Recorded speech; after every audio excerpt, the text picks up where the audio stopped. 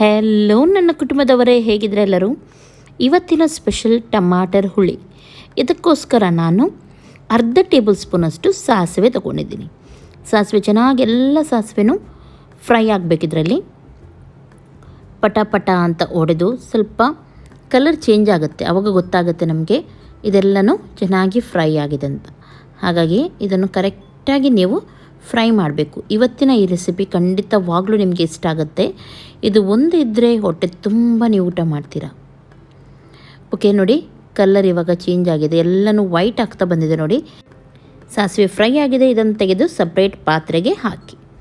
Next ಇದಕ್ಕೆ ಒಂದು 1/4 table ಸ್ಪೂನಷ್ಟು, ಸ್ವಲ್ಪ ಸಾಕು ನೋಡಿ, ಮೆಂತೆ ಕಾಳು ಕೂಡ ಹಾಗೆಯೇ ಸ್ಲೋ ಗ್ಯಾಸಲ್ಲಿ ಇದನ್ನು ನಾವು ಮಾಡಬೇಕು. ಲೋ ಫ್ಲೇಮಲ್ಲಿ ಅಂತ ಹೇಳ್ತೀವಿ ನೋಡಿ, ಆ ರೀತಿ ಲೋ ಫ್ಲೇಮಲ್ಲಿ ಕರೆಕ್ಟಾಗಿದು ಫ್ರೈ ಆಗಬೇಕು. ಸ್ಮೆಲ್ ಬರುತ್ತೆ ಮೆಂತೆ ಒಳ್ಳೆ ಫ್ರೈ ಆಗುವಾಗ, ಆಗ ಗೊತ್ತಾಗುತ್ತೆ ಮೆಂತೆ ಚೆನ್ನಾಗಿ ಫ್ರೈ ಆಗಿದೆ ಅಂತ ಹೇಳಿ. ನೋಡಿ ಕಲರ್ ಚೇಂಜ್ ಆಗ್ತಾ ಉಂಟು, ನೋಡ್ತಾ ಇದ್ದೀರಲ್ಲ.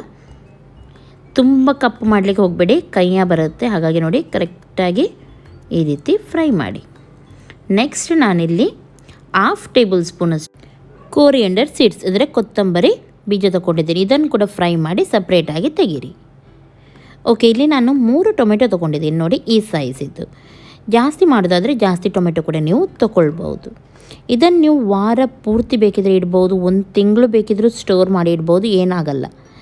ಓಕೆ, ಟೊಮೆಟೊವನ್ನು ಕಟ್ ಮಾಡಿ ಸಣ್ಣ ಜಾರಿಗೆ ಇವಾಗ ನಾನು ಹಾಕ್ತಾ ಇದ್ದೀನಿ ಈ ರೀತಿ. ಓಕೆ, ಇವಾಗ ನಾನಿದಕ್ಕೆ ಒಂದು ಸಣ್ಣ ತುಂಡು ಹುಳಿ ತೊಗೊಂಡಿದ್ದೀನಿ. ಕೆಲವು ಹುಳಿಯೇ ತುಂಬ ಹುಳಿ ಇರುತ್ತೆ, ಅದು ನೀವು ಸ್ವಲ್ಪ ಕಮ್ಮಿ ಹಾಕಿ. ಅಷ್ಟು ಹುಳಿ ಇರಲ್ಲ ಕೆಲವು, ಅಂಥದ್ದು ಸ್ವಲ್ಪ ಜಾಸ್ತಿ ಹಾಕಿ. ಆಮೇಲೆ ನಾವು ಫ್ರೈ ಮಾಡಿದ ಮಸಾಲೆ ಇತ್ತು ನೋಡಿ, ಇದನ್ನು ಕೂಡ ಇದಕ್ಕೆ ಆ್ಯಡ್ ಮಾಡ್ತಾ ಇದ್ದೀನಿ.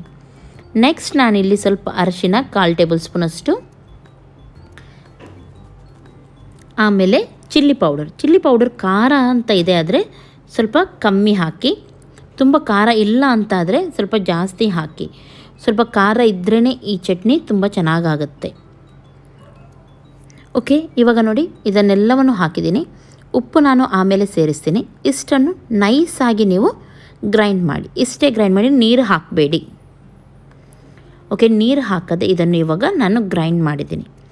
ಇವಾಗ ಒಂದು ಪಾತ್ರೆ ತಗೊಳ್ಳಿ, ಅದಕ್ಕೆ ಎಣ್ಣೆ ಹಾಕಿ. ಸಾಸಿವೆ ಎಣ್ಣೆ ಕೂಡ ಹಾಕ್ಬೋದು, ತೆಂಗಿನ ಎಣ್ಣೆ ಕೂಡ ಹಾಕ್ಬೋದು, ಆದರೆ ಎಣ್ಣೆ ಸ್ವಲ್ಪ ಜಾಸ್ತಿ ಹಾಕಿ. ಎಣ್ಣೆ ಒಳ್ಳೆ ರೀತಿ ಬಿಸಿ ಆದಮೇಲೆ 1/4 ಟೇಬಲ್ ಸ್ಪೂನಷ್ಟು ಸಾಸಿವೆಯನ್ನು ಹಾಕಿದ್ದಕ್ಕೆ. ಓಕೆ, ಸಾಸಿವೆ ಚೆನ್ನಾಗಿ ಹೊಡಿಲಿ. ಆಮೇಲೆ ಉಳಿದದ್ದು ಇದಕ್ಕೆ ಹಾಕೋಣ. ಎಣ್ಣೆ ಇದಕ್ಕೆ ಜಾಸ್ತಿ ಹಾಕಿ, ನಾನು ಆಲ್ರೆಡಿ ಹೇಳಿದ್ದೀನಿ. ಅವತ್ತು ನೀವು ತಿನ್ನೋದಾದರೆ ಎಣ್ಣೆ ಸ್ವಲ್ಪ ಕಮ್ಮಿ ಹಾಕ್ಬೋದು, ಆದರೆ ಸ್ಟೋರ್ ಮಾಡಿ ಇಡೋದಾದರೆ ಎಣ್ಣೆ ಸ್ವಲ್ಪ ಜಾಸ್ತಿ ಹಾಕಬೇಕಾಗುತ್ತೆ.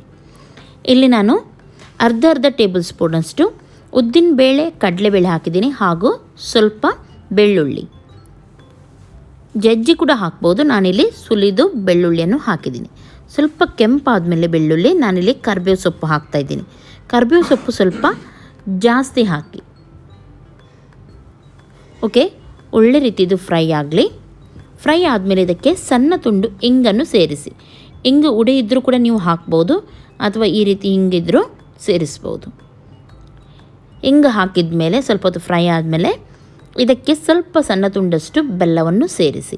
ಬೆಲ್ಲ ಅಷ್ಟು ಇಷ್ಟ ಇಲ್ಲ ಅಂತ ಆದರೆ ಹಾಕದಿದ್ರೂ ಪರವಾಗಿಲ್ಲ, ಆದರೆ ಸ್ವಲ್ಪ ಹುಳಿ, ಸ್ವಲ್ಪ ಖಾರ ಎಲ್ಲ ಚೆನ್ನಾಗಾಗುತ್ತೆ. ಸ್ವಲ್ಪ ಬೆಲ್ಲ ಹಾಕಿ ಚೆನ್ನಾಗಾಗುತ್ತೆ. ಆಮೇಲೆ ಗ್ರೈಂಡ್ ಮಾಡಿದ ಮಸಾಲೆ ಇತ್ತು ನೋಡಿ, ಅದನ್ನು ಹಾಕಿ.